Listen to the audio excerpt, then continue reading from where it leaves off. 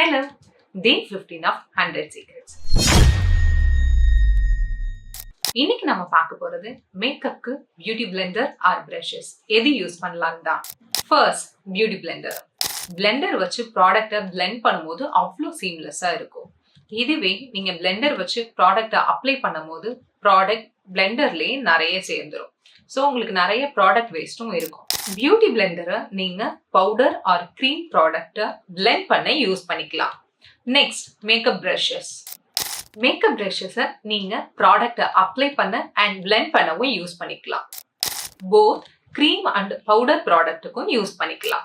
இன்னொரு super tip சொல்லவா? நீங்க ப்ராடக்ட்டை மேக்கப் பிரஷ் வச்சு அப்ளை பண்ணிட்டு பிளெண்டர் வச்சு பிளெண்ட் பண்ணும்போது இன்னும் சூப்பராகவே இருக்கும்.